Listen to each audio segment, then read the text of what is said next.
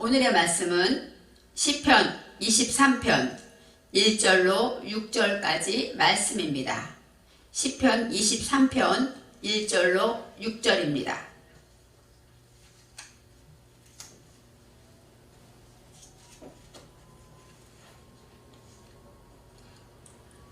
여호와는 나의 목자시니 내가 부족함이 없으리로다. 그가 나를 푸른 초장에 누이시며 쉴 만한 물가로 인도하시는도다. 내 영혼을 소생시키시고 자기 이름을 위하여 의의 길로 인도하시는도다.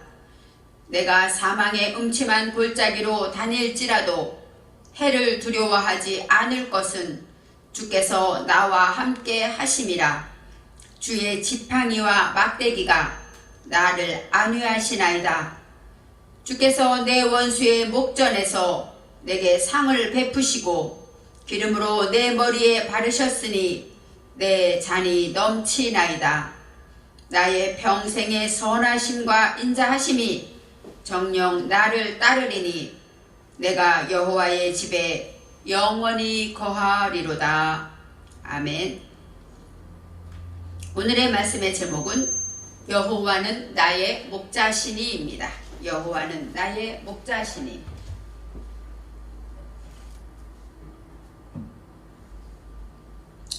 우리가 잘 아는 시편 23편은 여호와는 나의 목자시니라고 시작됩니다.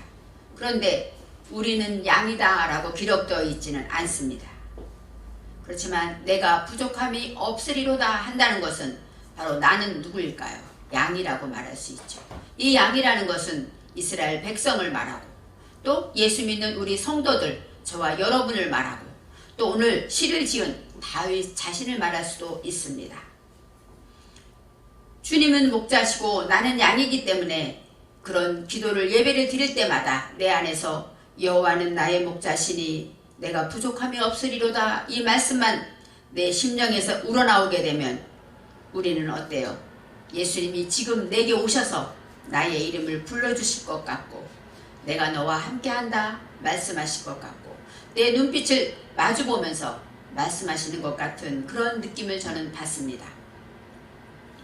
요한복음 10장 11절에서 예수님이 말씀하셨습니다. 나는 선한 목자라. 선한 목자는 양들을 위하여 목숨을 버리거니와. 예수님이 말씀하시는 시편의 23편의 목자보다 예수님이 말씀하시는 선한 목자는 어디까지 하십니까? 양을 위하여 생명을 버리시는 선한 목자라고 하신 것입니다. 그렇습니다. 예수님은 우리를 구원하시기 위해서 십자가에 죽으심으로 그 생명을 버리시고 우리를 구원하시고 살리셨다는 것입니다. 많은 동물들이 있는데 왜 하필이면 하나님은 양이라고 하셨을까? 물론 이스라엘 그 시대는 목자들이 많았고 양을 치는 게 그들의 본업이었습니다. 그렇지만 그 많은 짐승 중에 왜 양이었을까 생각해보면 제가 양에 대해서 알아보니까 너무너무 한심한 동물이 양입니다. 양은 청순하고 깨끗한 것 같고 하얘서 아주 예쁜 것 같지만 실제로 이 양의 속성은 어떠냐면 첫 번째, 고집이 셉니다. 그래서 누구의 말도 듣지 않고 또 풀을 먹게 되면 목자가 데리고 가면 그 자리에서 그 풀만 먹습니다. 그 풀을 다 먹고 나면 옆에 풀도 먹어야 되는데 옆에 풀을 먹을 생각을 하지 않아요. 그리고 그것만 먹어서 어떤 때는 뿌리까지 먹는답니다. 그래서 양이 한번 뜯고 간 자리는 아주 폐허가 된대요. 그처럼 양은 생각이 없고 고집이 세고 또 털이 너무너무 많아서 깨끗한 것 같죠. 하지만 양처럼 더러운 짐승이 없답니다. 양은 목욕을 할 수가 없대요. 털이 많아서. 그래서 털을 깎는 것이 목욕과 같답니다. 그 털이 너무너무 촘촘하고 많아서 목욕을 해봤자 소용이 없고 그래서 한번 목욕한다는 것은 털을 깎아버릴 때 그때 목욕하는 것과 같답니다. 그러니 얼마나 더럽겠습니까? 실제로 또 양은 뿔이 있는 양들이 있는데 그 양은 뿔이 있으면 어때요? 외부에 적들이 나타났을 때 짐승이 나타났을 때 싸워야 되지 않습니까? 그런데 양들은 이 뿔 갖고 서로 싸운다는 거예요. 서로 자기끼리 서로 싸우기 위해서 이 뿔을 사용한다는 겁니다. 또 양은 시력이 근시, 얼마나 눈이 나쁜지 멀리 보지 못한답니다. 그래서 바로 내 앞에 것만 봐요. 그래서 양들은 앞에 있는 양만 보고 따라간대요. 그래서 앞에 있는 양이 쩔뚝하고 걸어가면 그 뒤에 있는 양도 그것을 보고 그대로 자기는 다리 아픈 것도 아닌데 쩔뚝하고 걸어가서 그 많은 양들이 쩔뚝쩔뚝 걸어간대요. 얼마나 우습습니까? 그 정도로 근시, 앞에만 봅니다. 그래서 한 양이 만일에 절벽에서 떨어지면 양들은 다 따라서 떨어진답니다. 그처럼 양들은 근시라 아무것도 보지 못하고 바로 앞에 것, 조금의 후의 일도 생각하지 못한다는 것입니다. 그리고 또 양들이 가면 풀 있는 곳으로 가야 되고 물 있는 곳으로 가야 되는데 물 있는 곳으로 가지 않고 자기 멋대로 가기 때문에 아무데나 자기 기분대로 가기 때문에 정말로 자기가 원하는 곳에 가지를 못하고 고집이 세고 또 겁이 많대요. 그래서 양들은 흐르는 물을 무서워서 먹지 못한답니다. 그래서 우물물을 먹는 거예요. 양들은 이처럼 우리가 생각하는 것처럼 이렇게 생각할 수 없을 만큼 너무너무 창피하고 그럴 수가 있어 할 정도로 그렇게 부끄러운 양인데 딱 한 가지 좋은 것이 있답니다. 그것은 뭐냐? 목자의 소리를 듣는다는 거예요. 양들은 누구의 소리도 듣지 않고 오직 내 목자의 소리만 듣는데요. 그래서 그 한 가지 때문에 양들이 살아간다는 것입니다. 바로 양은 어때요? 그래서 목자가 없으면 한순간도 살 수가 없는 거예요. 우리는 하나님 앞에 고백할 때 주님이 없으면 한순간도 살지 못합니다 하면서 밥도 먹고 갈 것 가고 그죠? 일할 거 일하고 다 살잖아요. 근데 양은 철저하게 그 삶이 목자가 없으면 풀도 못 먹고 물도 못 먹고 어디도 사망의 음침한 어디를 가도 살 수가 없다는 거예요. 죽음과 연결되어 있다는 것입니다. 그래서 양들에게 목자가 있다는 것은 모든 것이 있다는 것과 같다는 것입니다. 그래서 우리 모습은 양과 같아서 이렇게 하나님 앞에 내세울 것이 하나도 없죠. 자랑할 것이 하나도 없습니다. 그렇지만 한 가지 어때요? 주님의 은혜, 주님이 나를 위해 십자가에 죽으신 그 사랑, 그것 때문에 우리는 주님 앞에 나오는 것이고 그것 때문에 살아가는 것처럼 양과 같은 모습입니다. 시편 23편에 제일 먼저 다윗의 시라고 써 있습니다. 다윗이 쓴 시다 이런 뜻이죠. 그런데 이 다윗은 다비드는 무엇이에요? 하나님의 말씀을 가진 자, 하나님의 말씀을 품은 바구니란 뜻이 있고 이 시는 자마르입니다. 자마르는 어떤 뜻이냐면 자르다, 가지치기 하다 이런 뜻이 있어요. 그러니까 하나님의 말씀으로 내가 잘라져 나갈 때 어때요? 하나님 보시기에 아름답기 위해서 잘라져 나갈 때 얼마나 아프겠습니까? 고통이 있겠죠. 그럴 때마다 그것이 바로 하나님은 시로 들으신다는 거예요. 우리가 너무 힘들어서 하나님 너무 힘들어요 하고 하나님께 부르짖는 그것, 나의 고통 중에 부르짖는 것이 시라고 말하고 있습니다. 1절에 여호와는 나의 목자시니 내가 부족함이 없으리로다. 여기서 목자라는 것은 로이라고 나오는데 나의 목자, 로이라고 나오는데 이 목자라는 것은 목자라는 뜻도 있고 친구, 사랑하는 자, 연인 그런 뜻도 있습니다. 그러니까 여호와는 나의 목자도 되지만 나의 연인도 돼요. 나의 친구도 돼요. 이런 뜻이 포함되어 있습니다. 내게 부족함이 없으리로다. 우리는 예수님을 믿고 여호와는 나의 목자신데 우리는 부족함이 없습니까? 그렇게 말할 수 있나요? 우리는 부족함이 날마다 있습니다. 그래서 하나님 요것만 해주시면 요건 꼭 도와주셔야 돼요. 이게 모두 다 우리의 부족함입니다. 그런데 왜 부족함이 없다고 했을까요? 내가 양이 되어 보면 목자만 계시면 부족함이 없다는 것이죠. 그런데 우리 인생은 그렇지 못해요. 그런데 만일에 우리가 부족함을 느끼지 못한다면 어때요? 감사도 모를 것입니다. 우리는 하나님과 소통하고 하나님과 함께 고백하고 또 은혜를 받는 존재이기 때문에 우리가 부족함을 느꼈을 때 하나 있을 때 감사함을 느끼죠. 우리가 물질의 부족함을 느껴서 아무것도 없어 봤을 때 내 주머니에 단돈 1,000원이 있어도 감사가 나오는 것처럼 우리가 바로 병들어서 고생하고 죽음의 지경까지 가서 아파 봤을 때 조금만 숨 쉴 수 있는 게 감사한 것처럼 코로나 때문에 이렇게 마음껏 예배를 못 드리다가 모여서 예배를 드리는 것이 감사한 것처럼 우리는 부족함을 느끼기 때문에 더욱더 목자가 계심을 믿고 감사하게 된다는 것입니다. 그래서 부족함이 없다, 그 얘기는 뭐예요? 부족한 것이 많지만 그 가운데 하나님의 은혜로 감사하게 살 수 있다 하고 말하는 것입니다. 그래서 하나님이 나의 목자가 되시면 이처럼 부족함이 많지만 그것 때문에 우리는 더욱더 주님의 은혜를 깨달았습니다. 더욱더 감사를 배웠습니다. 이렇게 말할 수 있는 것입니다. 다윗도 얼마나 부족함이 많았을까요? 생명의 위협을 느끼고 날마다 쫓기고 전쟁 속에 살았습니다. 부족함이 많았을 텐데 그는 여호와는 나의 목자시기 때문에 부족하지 않다고 말합니다. 시편 34편 9절에 다윗의 시에 이렇게 나옵니다. 너희 성도들아 여호와를 경외하라. 그를 경외하는 자에게는 부족함이 없도다. 그래요. 부족함이 없으려면 뭐예요? 나의 목자신 그 여호와를 경외할 때, 사랑하고 공경하고 두려워하며 따라갈 때 부족함이 없다고 말합니다. 10절에 젊은 사자는 궁핍하여 줄일지라도 여호와를 찾는 자는 모든 좋은 곳에 부족함이 없으리로다. 젊은 사자는 어때요? 힘이 세서 많은 짐승을 잡아먹을 수 있어요. 그런데 그런 사자가 궁핍하며 줄일 그런 험한 세상이 와도 먹을 것이 하나도 없고 정말로 능력으로는 살 수 없는 그런 세상에 있을지라도 여호와를 찾는 자는 모든 좋은 것에 부족함이 없다는 것입니다. 이처럼 부족함이 없다라 하는 것은 여호와를 경외하고 여호와를 찾을 때 부족함이 없다고 말할 수 있습니다. 2절 말씀에 그가 나를 푸른 초장에 누이시며 쉴 만한 물가로 인도하시는도다. 그가 나를 푸른 초장에, 양들은 풀을 먹어야 돼요. 그래서 푸른 초장에 근데 누인다고 그랬어요. 누웠다는 것은 뭐예요? 쉬다. 먹을 것이 다 먹어서 배부를 때 양들은 눕는다는 거예요. 그러니까 푸른 초장에서 먹고 싶은 만큼 다 먹고 배가 부를 때 쉬게 되고 누울 수가 있다는 것입니다.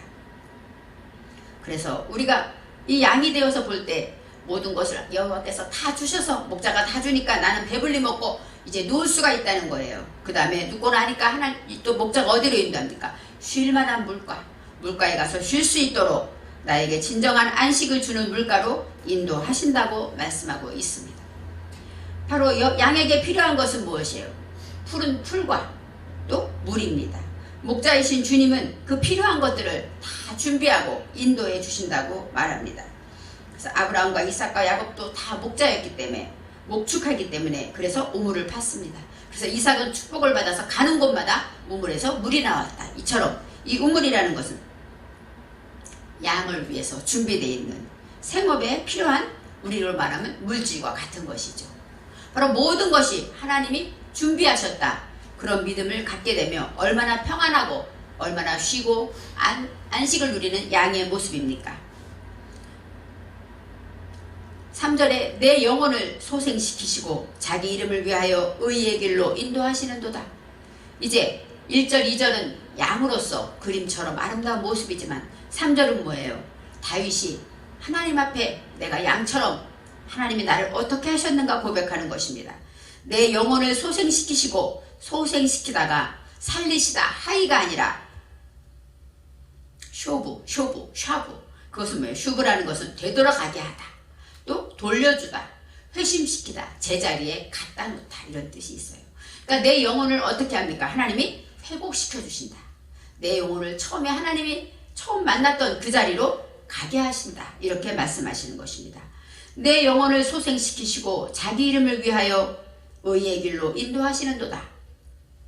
자기 이름, 바로 여호와의 이름이죠. 바로 우리에게는 누구의 이름이 있습니까? 우리는 예수를 믿기 때문에 여호와의 이름, 예수의 이름이 우리 안에 보여있고 누구나 보면 저 사람은 예수 믿는 자 하고 우리의 이름표에는 예수라는 이름표가 있습니다.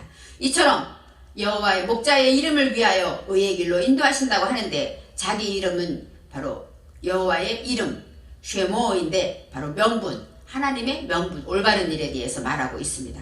위하여라는 것은 뭐예요? 아나입니다. 아나는 무엇이냐? 대답하다, 응답하다, 단련하다 이런 뜻이에요.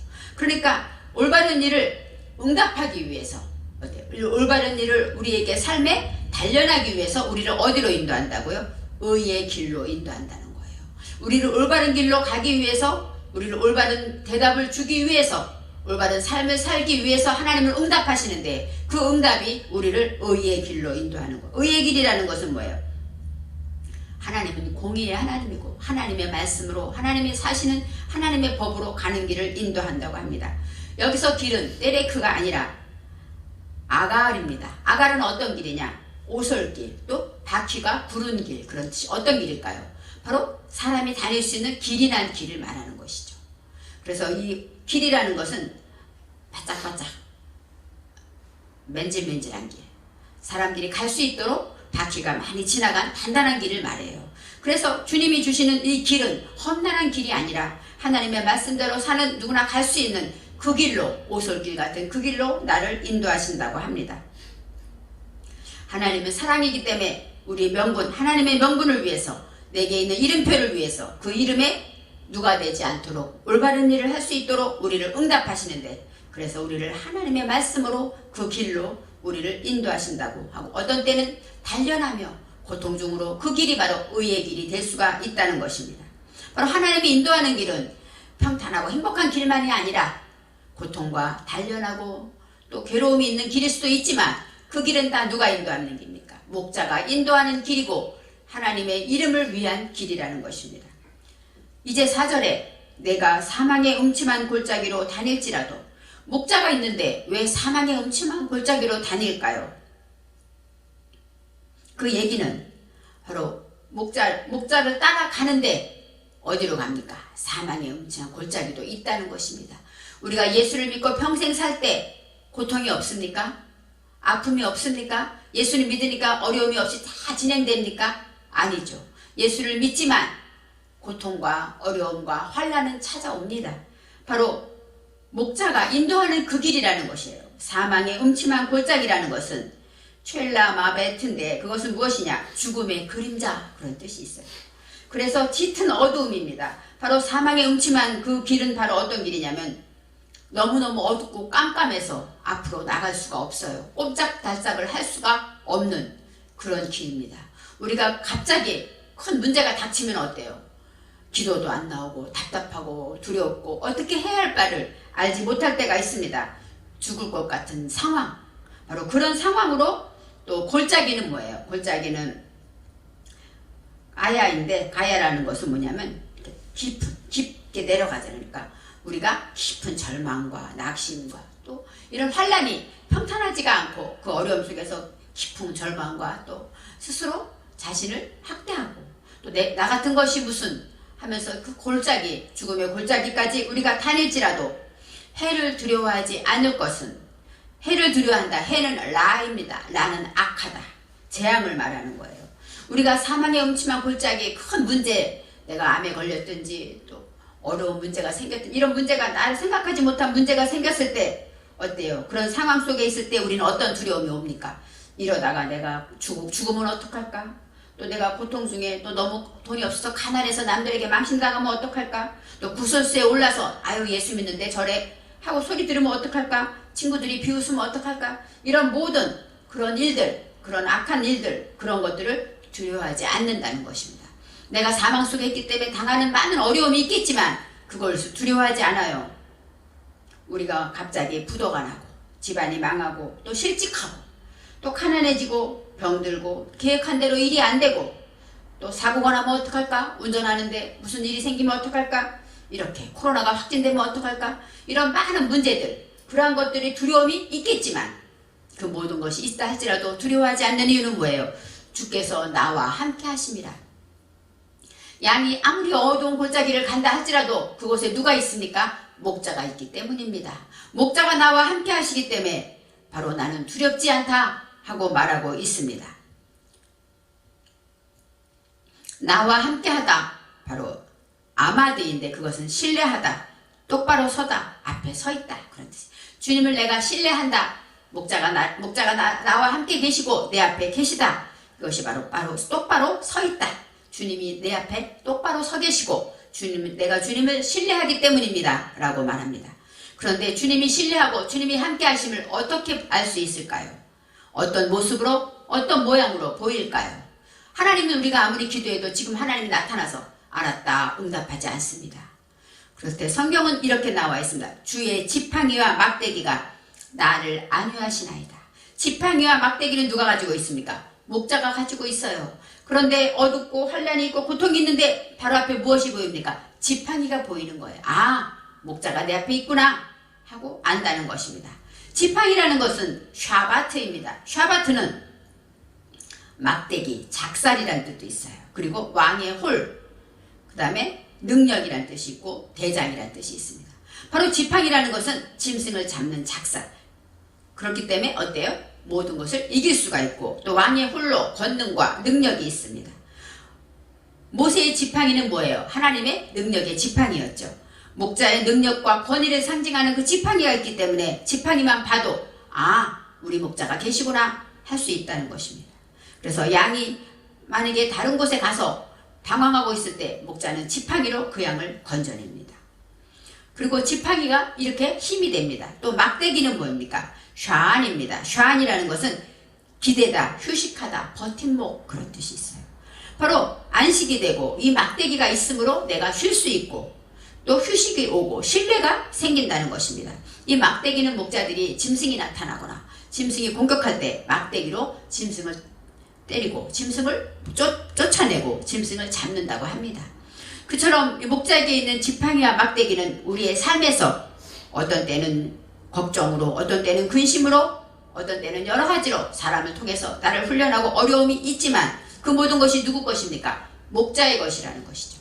그래서 지팡이와 막대기가 있기 때문에 나는 주님이 목자가 함께 하심을 알게 된다고 합니다. 그래서 그 지팡이와 막대기는 나를 안위하시나이다. 이 안위하시다가 뭐야? 동정하다, 위로하다. 나를 위로해 주시고 나를 편안하게 해주십니다. 이렇게 말하고 있습니다. 바로 문제가 생길 때 우리는 주님의 말씀을 통해서 답을 얻듯이 바로 이렇게 사망의 어두운 골짜기, 사망의 깊은 곳에 가면 어떨까요? 그것을 지나가지 않으면 좋겠지만 지나가야 합니다. 왜요? 그것이 우리의 코스이기 때문에. 그것을 지나갈 때 양에게 어떤 이득이 있을까요? 첫째, 가장 좋은, 평생 먹어보지 못한 정말 좋은 꿀을 먹을 수 있어요. 왜요? 사망의 골짜기에 있는 꿀은 아무나 먹는 게 아니겠죠. 정말 내가 평생 못 들어보는 응답을 들을 수 있는 것은 뭐예요? 내가 고통 중에 있을 때죠. 죽음 앞에 있을 때 하나님이 나와 함께 하심을 들을 수 있고 하나님이 나를 지켜주심을 느낄 수 있는 것처럼 바로 가장 좋은 풀을 먹을 수가 있어요. 평지에서는 평생 못 먹는 풀을 먹을 수가 있고, 두 번째, 목자를 정말 가까이 있음을 느낄 수가 있다는 것입니다. 목자의 그 지팡이가 바로 앞에 있는 것을 느낄 수가 있어요. 조금만 떨어지면 나는 죽으니까 죽을 둥 살둥 목자만 따라가는 것입니다. 그래서 목자의 숨소리도 느꼈게 목자의 그 한마디 한마디를 들을 수 있었던 것은 사망의 음침한 골짜기라는 것입니다. 그래서 정말 나와 함께하는 목사, 나의 목자, 나의 주님 느껴볼 때는 가장 힘들 때였다는 것이에요. 또 세 번째, 양에게는 영육으로 강건해집니다.